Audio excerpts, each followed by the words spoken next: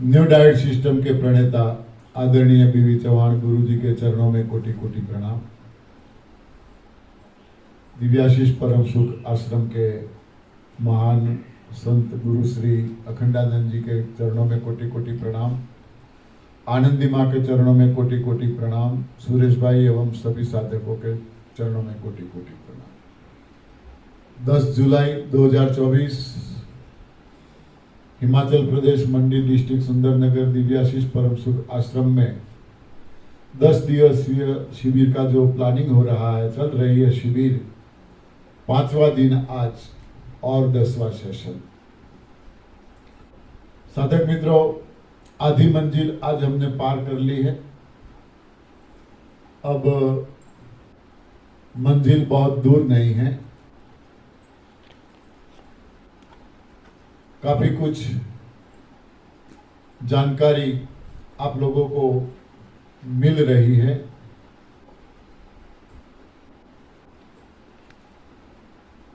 हमने देखा, अभी अभी माता जी ने बताया, एनिमा सबको लेना ही लेना है। क्यों? अप्राकृतिक आहार की वजह से शरीर में अप्राकृतिक जो मल बना है वो चिपक गया है, निकलता नहीं है। तो इसको निकालने के ये 3 तरीके हैं: उपवास, एनिमा और संजीवनी क्रिया। अरे ये ग्रीन जूस, डेटॉक्स जूस। अब यहां पे एक सवाल सबके दिमाग में होना चाहिए, शायद आप लोगों के दिमाग में आया हो, मैंने लिखने के लिए बोला है, शायद लिखा हो तो। सवाल यह है कि ये मल क्यों नहीं निकलता अपने आप? मानो हमारे पांव में एक कांटा चुभ गया है, हम उसको नहीं निकालते। नहीं निकालना है, रहने दो अंदर। वहां पे क्या होगा, कौन बताएगा? उंगली खड़ी करो। वो गोल गोल वो बन जाती ठिक्कर। हाँ, हम उसको ठिक्कर बोलते हैं। होता नहीं तो पस वहाँ के सेल्स वहां पे पस होता है, वहां पे पस बनता है और पस बाहर निकलता है। उसके साथ कांटा निकलता है या नहीं? निकल जाता है। पस के साथ कांटा निकल जाता है। अब सवाल यहां ये आया, इतने लोग बैठे हैं, कोई मुझे पस की एक बूंद अपनी बॉडी में से निकाल के दिखाओगे अभी? क्या है किसी की बॉडी में पस? जहां भी हम टच करेंगे, सुई भोंकेंगे, क्या निकलेगा? खून निकलेगा, ब्लड निकलेगा। किसी की बॉडी में एक बूंद पस नहीं है। तो वो पस कहां से आया? किसने बनाया? ये काम किसने किया? परमात्मा ने। कि ये आलसू है, पांव में कांटा है, मगर निकालता नहीं है, परेशान हो जाएगा, चलो मैं हेल्प करता हूं। तो वहां पे उन्होंने पस बनाया और कांटा निकाल दिया। कांटा देखो तो कितना है, छोटा सा, बारीक सा। इतना कांटा भी शरीर में इसकी जरूरत नहीं है, तो कुदरत ने निकाल दिया। कांटे की शरीर में जरूरत नहीं थी, हमने नहीं निकाला, तो कुदरत ने निकाल दिया। तो सवाल यह होना चाहिए कि अब कांटा निकाल दिया तो मल क्यों नहीं निकालती कुदरत? क्यों हमें एनिमा लेना पड़ता है? क्यों हमें उपवास करना पड़ता है? क्यों हमें रेचक जूस लेना पड़ता है? वहां कुदरत काम क्यों नहीं करती? यह सवाल होना चाहिए, मगर नहीं होता। लिखा है किसी ने यह सवाल? नहीं लिखा होगा। कुदरत, बार बार मैं बोलता हूं, जन्म से मृत्यु तक, डगर डगर पे, पल पल, हर कदम हमारे साथ है। हमें सहयोग देती है, मगर वो भी मैं बार बार बोलता हूं, अपने आप को बुद्धिजीवी मानकर बैठने वाले हम कुदरत की एक ही बात माने तब ना। कुदरत हमें सहयोग देती है, सामने हमें भी तो सहयोग देना चाहिए कुदरत को, मगर नहीं, आई एम समथिंग। हाँ, बुद्धिजीवी है हम, नो डाउट। गलत आहार की वजह से गलत मल बना है, चिपक गया है आंतों में, नहीं निकलता है, तो अब कुदरत भी उसको निकालने के लिए कई तरकीबें इनके पास है, कई तरकीबें वो आजमा रही है हमारे पर। मगर कुदरत की जो जो तरकीबें हैं, जितने जितने प्रयास हैं, जो जो प्रयास है, उसको हम रोग मानकर बैठ गए हैं और उसको दबाने की कोशिश करते हैं किसी न किसी तरह से।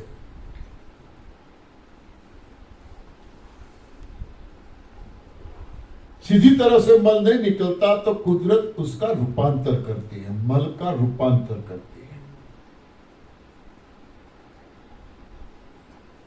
मुख्यतः 4 स्वरूपों में रूपांतर होता है मल का, 4 स्वरूपों में, गैस, कफ, पित्त और वात, 4 स्वरूपों में।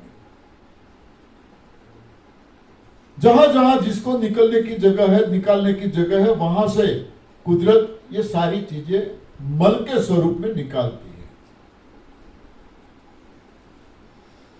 मानो गैस का रूपांतर कफ में कर दिया, गैस का रूपांतर कफ में हो गया। अब कफ को बाहर निकालने का रास्ता कौन सा है? कहां से कफ निकलेगा? नाक से, मुंह से। नाक से कफ निकलने की शुरुआत होती है, उसको हम क्या बोलते हैं?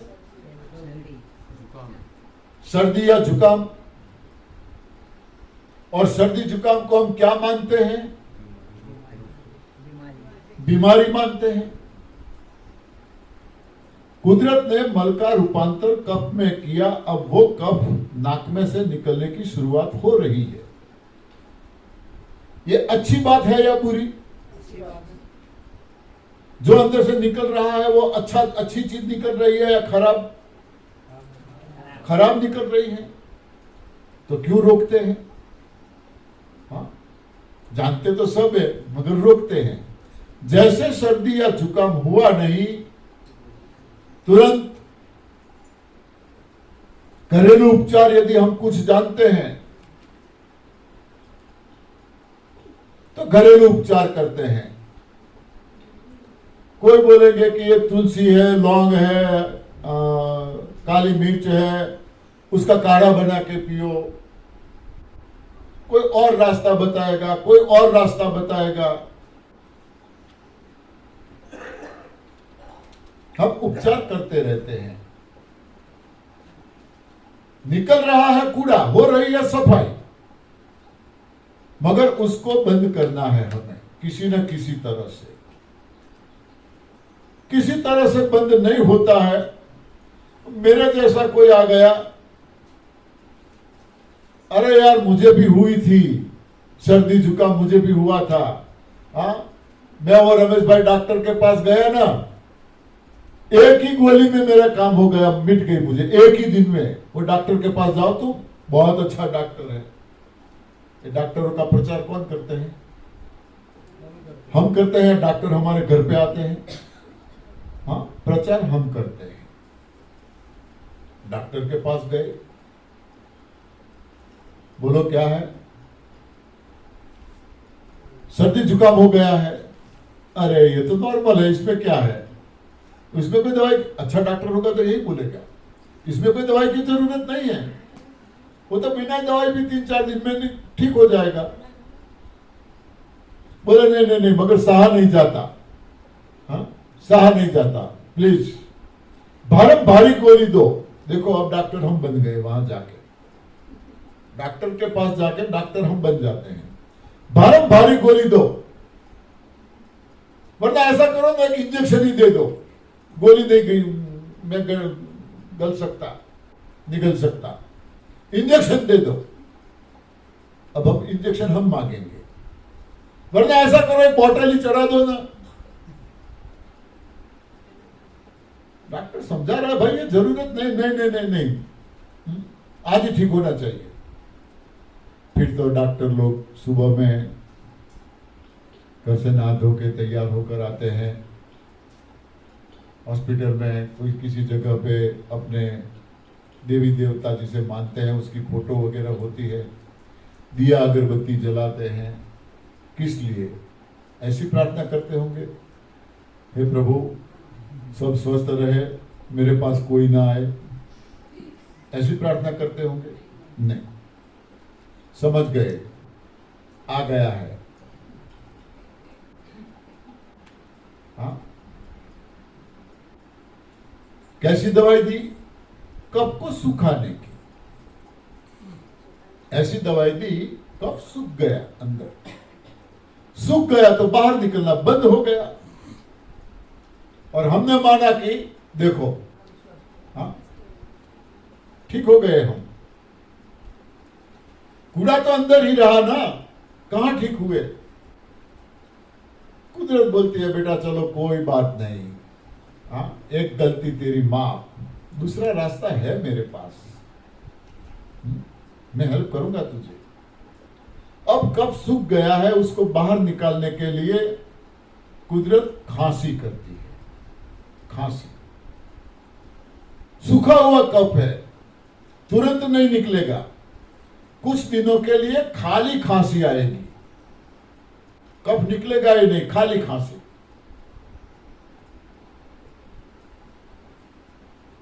जब अंदर से कफ अलग होगा, खांसी क्यों आती है? कफ को निकालने के लिए, बॉडी में से जो चिपका है वहां से अलग करने के लिए खांसी आती है।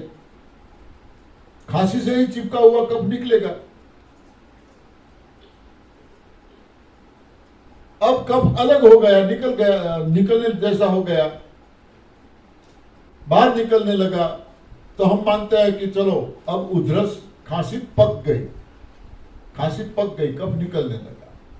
मगर खाली खांसी भी तो हम सहन नहीं कर सकते, निकलता कुछ है नहीं और पूरा दिन चालू ही रहता है। इसके लिए ही फिर इलाज, कोई बोलेगा भुना हुआ चना खाओ, कोई बोलेगा दूध और हल्दी पियो, हाँ अलग अलग नुस्खे, घरेलू नुस्खे चालू हो जाते हैं।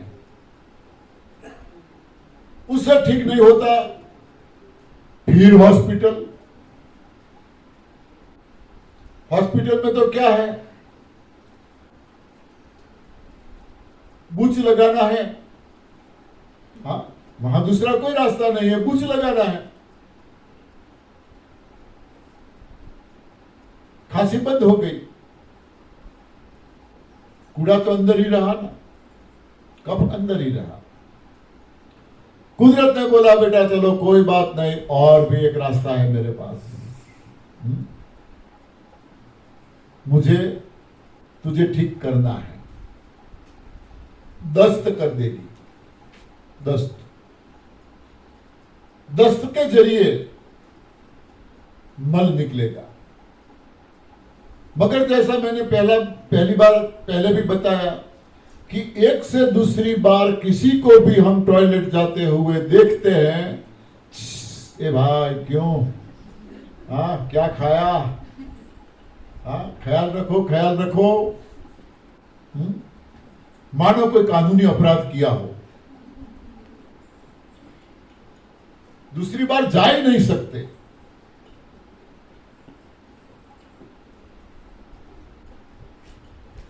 बेचारा चोरी छुपी से कोई जाता है, कोई देख ना ले। अरे भाई दस्त हो रहा है तो कूड़ा ही निकल रहा है, मल ही निकल रहा है, उसे क्यों रोकना है? जब भी इच्छा हो, जितनी बार इच्छा हो, निकालते रहो, सफाई हो रही है। मगर नहीं, आदत पड़ जाए ना। हाँ, कई बुरी आदतें बॉडी में डाली है, चाय पीने की, गलत आहार खाने की, बीड़ी, पान, सिगरेट, वाइन, ऐसी कई आदतें हैं जो शरीर में इनकी जरूरत ही नहीं है।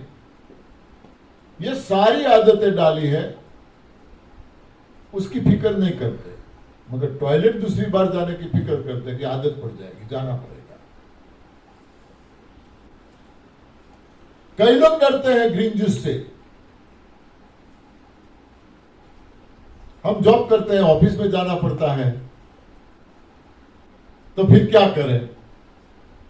कौन सी ऑफिस ऐसी है जहां टॉयलेट की सुविधा ना हो? कौन सी ऑफिस ऐसी होती है, किसकी ऑफिस ऐसी होती है टॉयलेट की सुविधा ना हो? मगर कोई देख ले तो अच्छा नहीं लगता ना। हाँ, ऑफिस में कोई देखे टॉयलेट जाए, अच्छा नहीं लगता ना। ये अच्छा लगाने में ज्यादातर बॉडी को बुरा कर दिया हमने। ये अच्छा नहीं लगता, वो अच्छा नहीं लगता। तो दस्त हो गया, तुरंत घरेलू नुस्खे चालू। कोई बोलेगा कि ऐसा करो, बाजरे की रोटी और दही खा लो, तुरंत बंद हो जाएगा। कोई बोलेगा अरे इसबगुल और दही खा लो, तुरंत बंद हो जाएगा। ऐसे कई कई अलग अलग नुस्खे। किसी से ठीक नहीं होता, फिर हॉस्पिटल। वहां तो बुच लगाने के अलावा कुछ है ही नहीं, बुच लगा दिया, दस्त बंद हो गई। देखो, हाँ, है ना मस्त डॉक्टर, चाहे कुछ भी हो उसके पास जाओ, ठीक हो जाओगे। कुदरत ने बोला चलो कोई बात नहीं बेटा, और भी रास्ता है मेरे पास, फिक्र मत करो। बॉडी को गर्म करती है कुदरत, बॉडी को गर्म करती है 105-10 डिग्री तक। क्यों गर्म करती है? अंदर जो मल है उसको जलाने के लिए, मल को जलाने के लिए कुदरत बॉडी को गर्म करती है, जिसे हम बुखार कहते हैं। यहां भी कई लोगों को बुखार आता है, मगर यहां इलाज बताया, गीला तौलिया सर पे रखो, ये करो वो करो, बॉडी को ठंडी करो। अरे क्यों ठंडी करना है? डरो मत, कुछ भी होने वाला नहीं है। तो वहां पे मेडिकल साइंस में इसका नाम रखा है 105 गर्म हुई तो डेंजर। कोई डेंजर नहीं है, डरो मत, यदि आप ये सही रास्ते पे चलते हो तो। ये याद रखना है। बॉडी को गर्म करके मल को जलाने का काम कुदरत कर रही है। अपना काम खत्म हो जाएगा, ऑटोमेटिक टेम्परेचर कम हो जाएगा। मगर नहीं, हमें पता है कि इतने 105 डिग्री डेंजर हो सकता है। तुरंत इसके जो भी घरेलू नुस्खे होते हैं वो करते हैं, इससे ठीक नहीं होता है, फिर हॉस्पिटल, लगाओ बुच,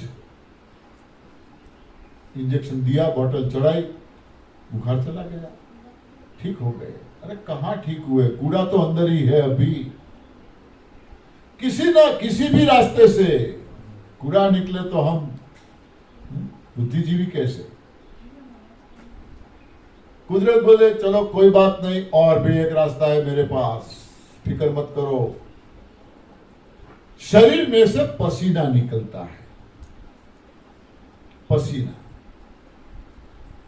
पसीना भी मल है, वो भी कूड़ा ही है। जिसके अंदर ज्यादा मल होगा उसको ज्यादा पसीना होगा, कम मल होगा उसको कम पसीना होगा। और पसीना मल है, वैसे तो पानी है ना, वैसे तो पानी है, तो पानी की दुर्गंध क्यों? पानी की दुर्गंध कैसे होती है? तो ये मल है, इसीलिए कई लोगों के पसीने की भी इतनी दुर्गंध होती है कि हम इसके पास बैठ भी नहीं सकते। कपड़ों पे ऐसे धब्बे पड़ जाते हैं, धोने में भी ब्रश घिसना पड़ता है, साबुन घिसना पड़ता है, फिर भी नहीं जाते। ये मल है। मगर ज्यादा पसीना होता है उसको भी हम रोग मानते हैं, डॉक्टर के पास जाते हैं या घरेलू नुस्खे जो भी हुए वो करते हैं। अरे कूड़ा निकल रहा है, निकलने दो ना। मगर नहीं, ये ठीक नहीं है। 5 मिनट लाइट क्या चली गई, एसी या फैन बंद हुआ हो, कब आएगी कब आएगी कब आएगी, रहा नहीं जाता। कुछ टूट के यूं यूं यूं करते रहते। अब तो खेतों में भी फार्म हाउस बनाते हैं बढ़िया, और खेतों में भी एसी, खेतों में भी फैन। अरे गाय भैंसों के लिए बड़े बड़े तबेले बनाते हैं, उनके ऊपर भी फैन चलता है, उनके ऊपर भी फैन चलता है। क्या है ये? कूड़ा निकल रहा है, निकलने दो पसीना, बंद करो फैन। मगर नहीं, ये ठीक नहीं है। इसका भी इलाज, सर पे बालों में डैंड्रफ्स जो होता है वो भी तो कूड़ा निकल रहा है, वो भी कूड़ा है।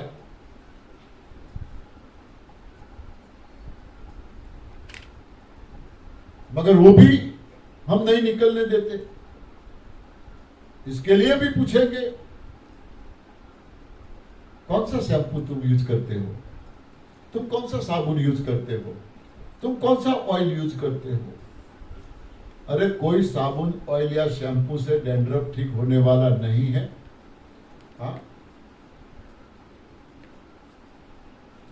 अंदर से कूड़ा निकल रहा है, निकलने दो।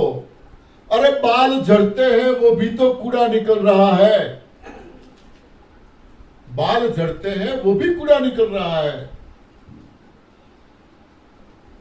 निकलने दो। कई शिकायतें आती है, बाल बहुत झड़ते हैं, सिस्टम करोगे तो झड़ेंगे, सबके झड़ेंगे। मगर टकला कोई नहीं होगा, गंजा कोई नहीं होगा, ये गारंटी। गंजे जो लोग थे वो भी नए बाल आने लगे, और कई लोगों के ब्लैक बाल आने लगे। इतना मस्त बाल आते हैं। मगर कब? सफाई होने के बाद। तो डैंड्रफ जो है वो भी कूड़ा निकल रहा है, उसको भी हम रोकते हैं। बैठे बैठे कई बार हम कानों में से निकालते हैं, वो भी कूड़ा है। नाक में से निकालते हैं, वो भी कूड़ा है। नाभि में से भी निकालते हैं, नाभि में से निकालते हैं, वो भी कूड़ा है। कोशिश करो नाभि में से कूड़ा निकाल के सूंघने की कोशिश करो। आज सब लोग यहां से कमरे में जाके, कैसी कस्तूरी की स्मेल आती है, देख लेना। कैसी स्मेल आती है, देख लेना। पूरा शरीर हमारा गंदगी से भरा हुआ है, पूरा शरीर। और परमात्मा बोल रहा है कि हम वैश्वानरो भूत्वा प्राणी नाम देहम आश्रित। भगवान हमारे अंदर है। तो ये शरीर क्या हुआ? मंदिर ही तो हुआ। शरीर मंदिर ही तो हुआ। यदि हमारा मंदिर ही गंदा है, स्वच्छ नहीं है, हमारा कमरा भी स्वच्छ नहीं होता, घर भी स्वच्छ नहीं होता, हमारा बिस्तर भी स्वच्छ नहीं होता, तो हमें नींद नहीं आती है, घर में अच्छा नहीं लगता है। कोई मेहमान आने वाले हैं तो तुरंत तैयारी कर लेते हैं, सफाई करो थोड़ी। कोई प्रसंग होता है तो सफाई करते हैं सारे घर की। तो यहां तो वो परमात्मा रह रहा है, भगवान रह रहा है, और इतनी सारी गंदगी अंदर है, मजबूर है बेचारा, जा नहीं सकता। मगर कितना दुखी होगा। गांव का मंदिर, घर का मंदिर साफ रखते हैं, सफाई करते हैं, मगर जहां वो बैठा है असली मंदिर तो ये है और ये इतना गंदा है, कैसे रह पाएगा? तो कुदरत ने मल को अलग अलग तरीके से निकालने के लिए पूरी बॉडी में रोम रोम पे जगह बनाई है, रोम रोम पे। मगर अपने आप को बुद्धिजीवी मानने वाले हम, क्या मजाल है कूड़े की, किसी भी रास्ते से बाहर निकले, हम है ना, हाँ, निकलने नहीं देते। फिर क्या होता है, किसी माँ बाप का एक बेटा माँ बाप के कहावे में नहीं है और माँ बाप को लाखों के गड्ढे में डालता है, फिजूल खर्च करता है, पैसा उड़ाता है, परेशान है माँ बाप। परिवार वालों को समझाने की कोशिश करते हैं कि भाई इसको कोई तो समझाओ, नहीं मानता। परिवार वालों के रिश्तेदारों को हम बोलते हैं कि भाई कोई इसको समझाओ, ऐसा कैसे चलेगा? अड़ोस पड़ोस वाले समझिया, किसी की भी वो नहीं मानता, वो तो उनका कारोबार चालू रखता है। आखिर माँ बाप क्या करते हैं? कई बार हम अखबारों में देखते हैं, नोटिस आती है एडवोकेटों के जरिए, नरहरि भाई पंड्या हमारे कहावे में नहीं है, इनके साथ किसी को लेन देन नहीं करनी है, किसी ने लेन देन की तो हमारी जिम्मेदारी नहीं है, हमने उसको बेदखल कर दिया है हमारे परिवार से। ये हाल होता है। इतनी सारी कोशिशें करने के बाद भी हम एक भी बात नहीं मानते हैं, कुदरत को हेल्प नहीं करते हैं, तो फिर आगे जो प्रॉब्लम होते हैं, हाँ, ये बीपी वाला, शुगर वाला, हाँ, ये कैंसर वाला, ये थायराइड वाला, हाँ, कुदरत हाथ खड़ा कर देती है, अब तुम जानो, मेरे पास और कोई रास्ता नहीं है। तो ये हालत है हमारी। कुदरत को अपना काम करने दो, तो न एनिमा की जरूरत है, न ग्रीन जूस की जरूरत है, न उपवास की। सही रास्ता मिल गया, रास्ते पे चलो, आज नहीं तो कल बॉडी की सफाई होने वाली है, नो डाउट। मगर हमें तुरंत रिजल्ट चाहिए ना, हमें रिजल्ट तुरंत चाहिए। कब तक ठीक हो गया? अभी एक कॉल आया था, मैं ऊपर बैठा था, हाँ, कितने दिन लगेंगे? कब तक ये करना पड़ेगा? ऐसे कैसे हम बता सकते हैं कितने दिन लगेंगे? बॉडी सबकी अलग अलग है, किसी को बहुत तुरंत रिजल्ट मिलता है, किसी को वक्त लगता है, मगर करना पड़ता है। बार बार मैं यहां से बोलता हूं, जीवन में यदि कुछ पाना है, हाँ, कहावत ऐसी है, कुछ पाना है तो कुछ खोना पड़ता है, मगर मैं यहां ये बोलता हूं कि कुछ पाना है तो कुछ करना पड़ता है। गीता में भी भगवान ने कहा है, हाँ, काम करता जा,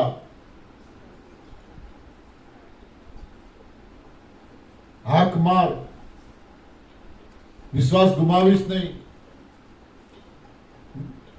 मदद तैयार है, ऊपर वाला तैयार है। हम एक कदम आगे चलेंगे, वो 10 कदम हमारे साथ चलेगा, हमसे आगे 10 कदम। मगर हम एक कदम तो चलने की शुरुआत करें।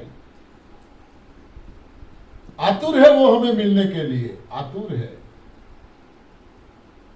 कल भी मैंने बोला था, कई लोगों को वो सामने से मिला है, सामने से। शबरीबाई को मिले, कितना इंतजार किया उन्होंने, क्या क्या नहीं किया उन्होंने राम को बुलाने के लिए।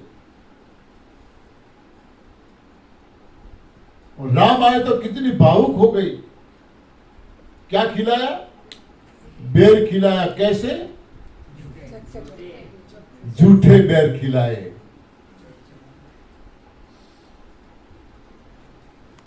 ऐसा हो सकता है कोई झूठा खिलाए? हाँ, हो सकता है ऐसा। झूठे क्यों खिलाए? हाँ? मीठे मीठे खिलाए, मीठे। कई बार शब्द का अर्थ हम नहीं समझ पाते हैं और डायरेक्ट उसका अर्थ निकालते हैं, तो उसमें बहुत बड़ी गलती होती है। शबरी ने एक भी दो बेर झूठा नहीं खिलाया, एक भी नहीं खिलाया। शबरी जहां रहती थी वहां बेरों का जंगल था। हम सब जानते हैं कुछ बेर मीठे होते हैं, कुछ बेर खट्टे होते हैं। तो शबरी ने क्या किया? राम का इंतजार तो था ही, विश्वास था मेरे राम आएंगे मेरे पास। तो शबरी ने क्या किया? बेरों को चखती थी। जो जो मीठे बेर होते थे उसका बीज वो संग्रह करती थी और अपनी झोपड़ी के इर्द गिर्द वो लगाती थी। मीठे मीठे बेर अपनी झोपड़ी के इर्द गिर्द लगाती थी, चख चख के ये मीठा है तो इसका बीज बोती थी। ऐसे उन्होंने झूठे बेर खिलाए। हाँ, भगवान के प्रति इतनी श्रद्धा, इतना प्रेम, झूठे क्यों खिलाएंगे? मगर शब्द का अर्थ हम नहीं समझते, तो ऐसा होता है कई बार। जैसे रामायण का एक दृष्टांत दूं आपको। सीता स्वयंवर में क्या शर्त थी? धनुष तोड़ने। धनुष को तोड़ने की नहीं, धनुष उठाने की, और उसकी जो पणछ होती है उसको चढ़ाने की। किसका धनुष था? शिव धनुष। पता है कितने लोग आए थे स्वयंवर में? 10,000। 10,000 राजा आए थे। रामचरितमानस में तुलसीदास ने कहा है 10,000 राजा। एक एक करके सबने उठाने की कोशिश की, एक के बाद एक, एक के बाद एक। कोई शिव धनुष उठा नहीं पाया, कोई नहीं। उठाने की बात छोड़ो, हाँ, हिला भी नहीं। तो फिर सबने कोशिश की, एक साथ 10,000 राजा। भूप सहस 10 एक ही बारा, लगे उठावन टरे नटारा। 10,000 राजा एक साथ खड़े हुए उठाने के लिए, हाँ, मगर टरे न टारा, बिल्कुल तिल बार भी हिला नहीं। ये सही है क्या? 10,000 राजा एक साथ खड़े कैसे रहेंगे वो? 10 एक आदमी को खड़े रहने के लिए कितनी जगह चाहिए? कम से कम कितनी जगह चाहिए? हाँ, 2 फुट तो कम से कम चाहिए। 10,000 राजाओं को खड़े रहने के लिए कितनी जगह चाहिए? 20,000 फुट। धनुष इतना बड़ा होगा? हाँ, धनुष इतना बड़ा होगा। 20,000 राजाओं ने पकड़ा, तो क्या है ये? हाँ, क्या है ये?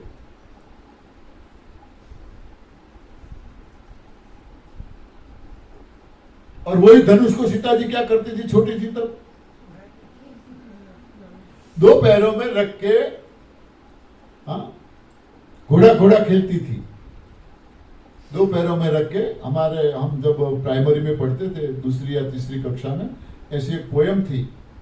हाँ, छोटी बच्ची दादा का जो डंडा था, दादाजी का चलने के लिए सपोर्ट, वो 2 पैरों के बीच में लेके चलती थी और गाती थी, दादा दो डंगोरो लीधो तेनो तो मैं घोड़ो कीधो, घोड़ो चाले रम झम धरती जाले धम धम धम धम धरती थाती जाए, मारो घोड़ो कुत्तो जाए, कुत्ते कुत्ते आवे कोट कोट मुकी ने मुके दोट। सीता जी 2 पैरों के बीच में जीव धनुष लेके पूरे महल में इस कमरे से इस कमरे में, इस कमरे से इस कमरे में घूमती थी। कमरे कितने बड़े होंगे? 10,000 राजाओं ने, कमरे कितने बड़े होंगे? ये पॉसिबल है क्या? सब रूपक है, उसको रूपक मानो। 10,000 राजाओं ने कोशिश की, एक के बाद एक, मगर कोई नहीं उठा पाया। बाणासुर को कितने हाथ थे? बाणासुर को कितने हाथ थे? हाँ? सहस्त्र बाहु कहा जाता है उसे, सहस्त्र बाहु, 1,000 हाथ। बाणासुर को 1,000 हाथ थे। अब 1,000 हाथ सोचो तो सही, क्या दशा होगी उनकी? हाँ, सोचो तो सही, 1,000 हाथ क्या दशा होगी उनकी? देवी देवताओं की फोटो हम देखते हैं, माता जी की 4 हाथ 6 हाथ, ब्लाउज कैसे पहनते होंगे? हाँ? पॉसिबल है ये? रावण को कितने सर थे? करवट कैसे बदल के सोता होगा? सोचा कभी आपने? हाँ? पॉसिबल है? 10 सर, मतलब इतना ज्ञानी था वो। 1000 हाथ, मतलब इतनी ताकत थी उनके पास। अगर हम ये मान के बैठ गए हैं, आज भी किसी को 2 हाथ होंगे तो क्या हम उसको देवी देव मानेंगे? एक्स्ट्रा 2 हाथ 4 हाथ? हाँ? नहीं, ये रूपक है। न सबरी ने झूठे बोर खिलाए हैं, न 10,000 राजा एक साथ लाइन में खड़े थे। कितना किलोमीटर हो जाएगा? 20,000 फुट। हाँ, इतना बड़ा शिव धनुष कैसे हो सकता है? मगर हम अपना नहीं चलाते हैं और ये सब मान के चले जाते हैं। तो कहने का मतलब यह है कि कुदरत हर घड़ी हर पल हमारे साथ है। उनकी जिम्मेदारी है, क्योंकि जन्म उसने दिया है। जैसे हमारे माँ बाप की जिम्मेदारी है हमारी केयर रखने की, तो वो तो सबका माँ बाप है, सबकी केयर लेता है। उनकी निगरानी में, उनके कहावे में, उनके नियमों को पालन करने वाले जो पशु पक्षी है, कुदरत के सहारे जीने वाले, सब बीमार, कोई बीमार नहीं है, सबकी केयर वो रखता है। यहां पर मैं कल भी सुबह में भी बोला था, मंदिर जाए, मस्जिद जाए, चर्च जाए, कहीं भी जाए, भरोसा कितना उन पे? भरोसा है ही नहीं।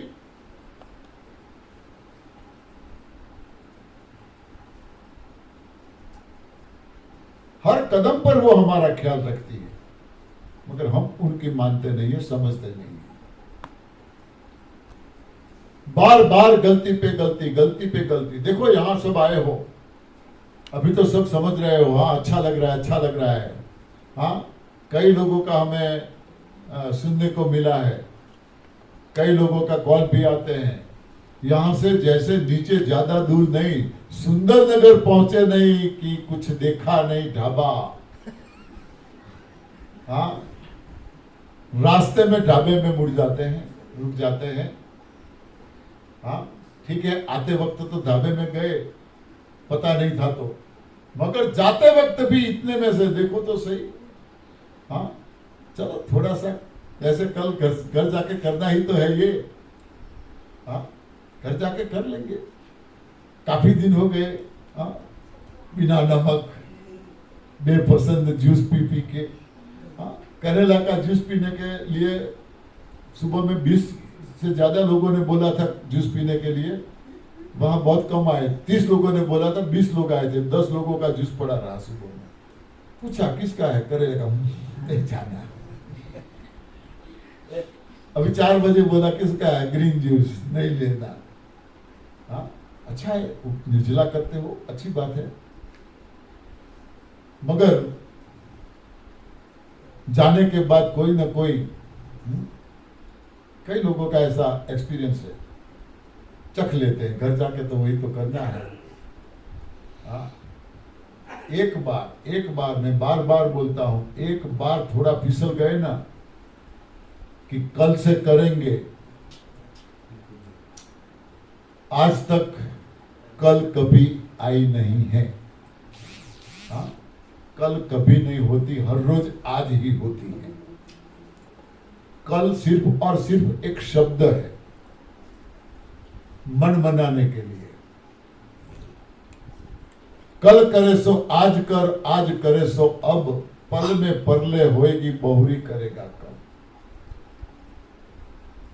इतनी मेहनत यहां आश्रम की ओर से की जा रही है आप सब लोगों के लिए। आप सब लोग भी अपनी स्वेच्छा से आए हैं।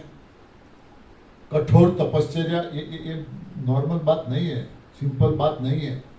ठीक बोलने के लिए हम बोल देते हैं, हाँ, ये रास्ता इतना सरल भी नहीं है जितना हम मानते हैं, और इतना कठिन भी नहीं है जितना हम मानते हैं। यदि दिमाग में बात घुस गई, बेड़ा पार। ऊपर से सुना, ढाबा तैयार। हाँ, ऊपर से सुना तो ढाबा तैयार। कभी भी अब ये गलती मत करना।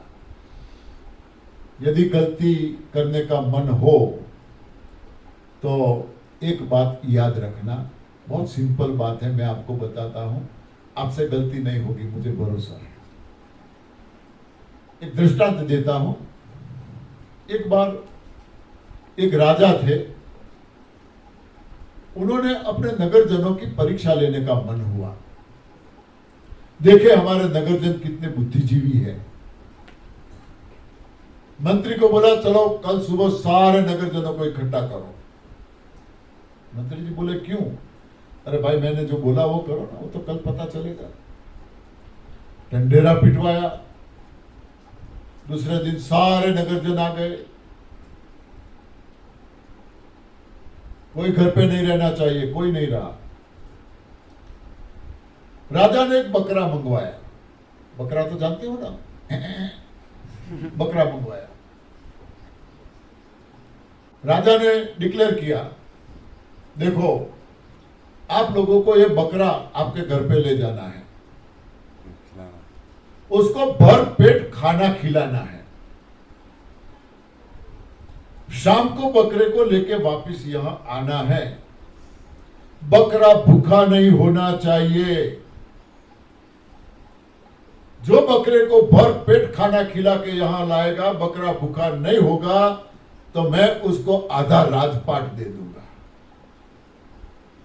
सब लोग सोच में पड़ गए, ये राजा आतामाजी सटक ली। हाँ? ये क्या? बकरे को भर पेट खिलाने में आधा राजपाट? ये सही है या मजाक है?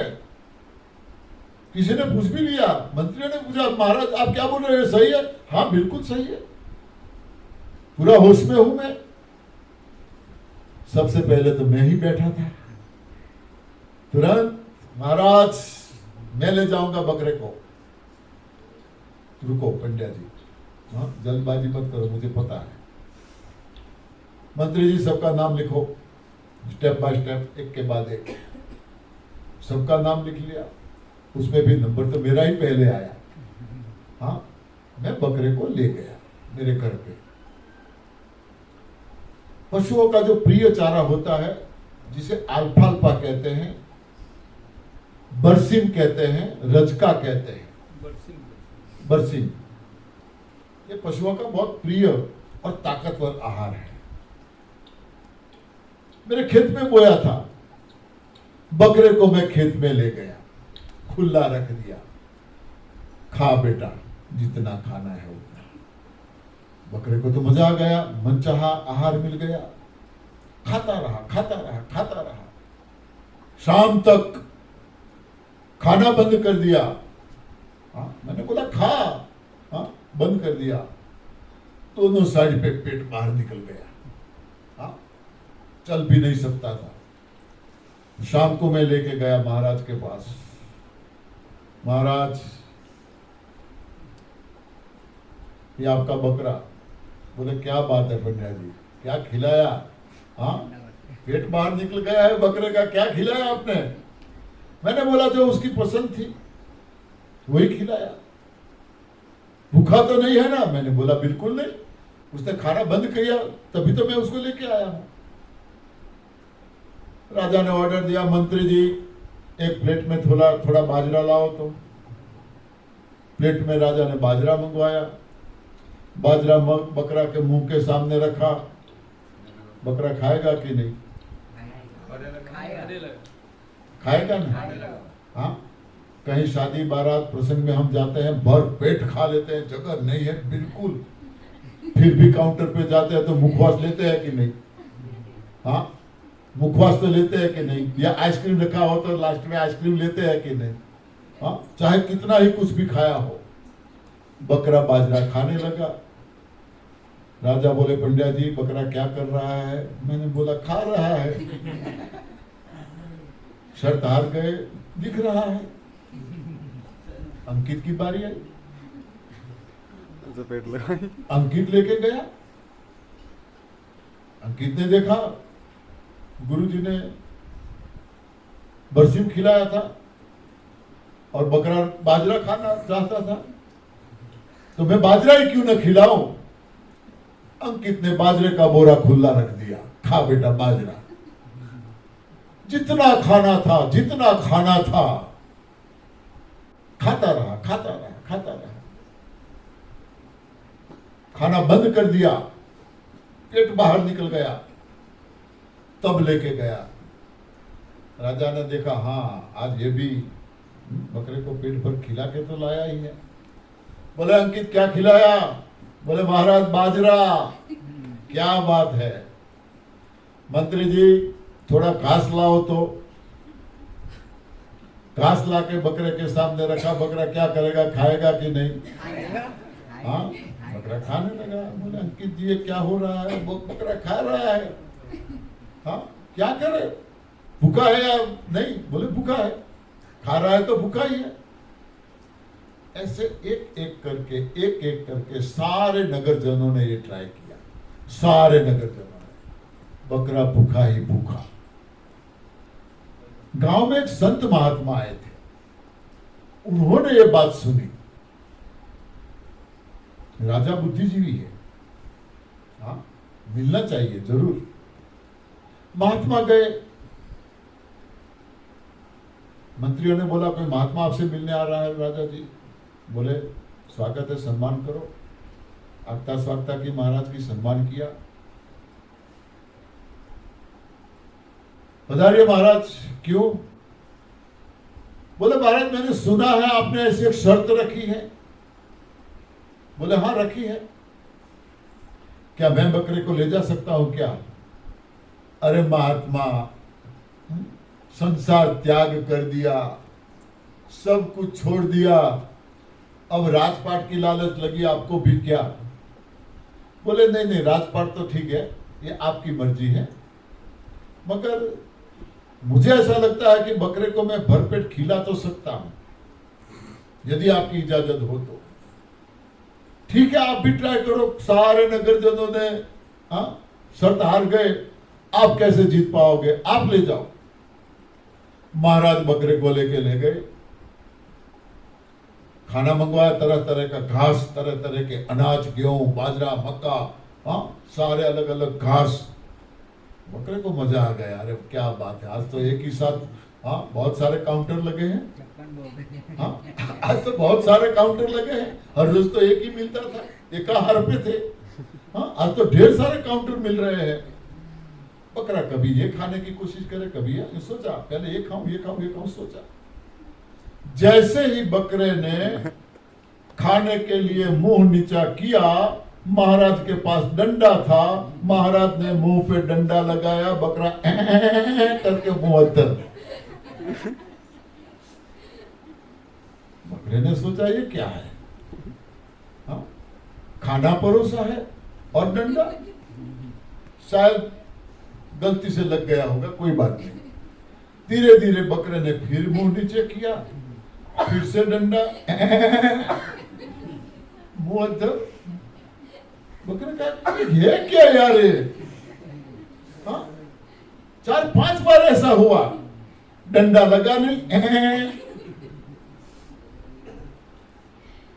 बकरे ने समझ लिया आज निर्जला, लंघनम परम औषधम।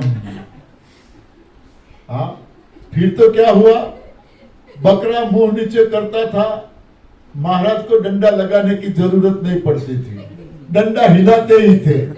हाँ, बकरे की एक आंख डंडे पे, एक आंख खाने पे। जैसे खाने की कोशिश करे, डंडा हिले करके मुंह तक। समझ लिया बकरे ने, चलो आज निर्जला कर लेते हैं, कोई बात नहीं। पसलियां दिखने लगी, हर रोज पेट बाहर निकलता था, आज पसलियां दिखने लगी। शाम को लेके आए राज दरबार में, राजा ने देखा क्या हाल करके रखा है इसका, इसने क्या हाल करके रखा है। बोले महात्मा क्या किया आपने? कुछ नहीं, पर बकरा ने भरपेट खाना खिलाया। अरे क्या खिलाया है, पसलियां दिख रही है, बहुत कुछ जो उसको जो खाना था सब कुछ खिलाया। आप ट्राई कर सकते हो, करो ट्राई। राजा ने घास मंगवाया, बकरे के सामने घास रखा, डंडा हिल रहा था। महाराज बकरे के मुंह पे घास लेके जाते, बकरा एक नजर डंडे पे थी। बहुत सारी कोशिशें की, बकरे ने खाया नहीं। महाराज बोले क्यों आप परेशान होते हो, बकरे को भूख नहीं है। बकरे को भूख नहीं है, आप परेशान मत हो। साधक मित्रों, कहने का मतलब यह है, कभी कभी हमारा मन डिग जाए, खाने के लिए डिग जाए, तो ये एडवांस न्यू डाइट सिस्टम का डंडा हमें याद रखना है। समझ गए? हाँ? कभी कभी खाने का मन हो जाए तो एडवांस न्यू डाइट का जो अब डंडा हमें मिल गया है, ये डंडा हमें याद रखना है। फिर भी डंडा याद न रहे, मेरा नंबर आपके पास है, मुझे कॉल कर सकते हो, मैं खिलाऊंगा। हाँ, कई लोगों को मैंने ऐसा बोला है, कई लोग फोन करते हैं, गुरुजी आज तो मन हो रहा है, हाँ तो मैं डंडा हिलाता हूं। ठीक है, तो ये बहुत इतना कठिन नहीं है, यदि हमने हमारा मन बना लिया तो। बकरे ने मन बना लिया, हाँ बस, लंघनम परम औषधम। आपका नंबर क्या है गुरु? 97243 97243 97243, 42 नहीं, 97243 04267। नरहरि पंड्या। मैंने पहले भी बताया, फिर से बताओ, YouTube में जाके ये सर्च करो, नरहरि पंड्या लिख के। मेरे 35 पार्ट्स हैं, सारी ये सिस्टम मैंने अप टू एंड समझाई है, अप टू एंड 35 पार्ट्स में। कभी मुझे नहीं, किसी को भी कॉल करने की जरूरत नहीं पड़ेगी, किसी को भी। सारा सिस्टम मैंने समझाया है, तो उसको सुनते रहो, लोगों को भेजो, ये भी एक सेवा का काम है। ठीक है, तो मेरे ख्याल से 7 बज गए हैं। बहुत बहुत धन्यवाद।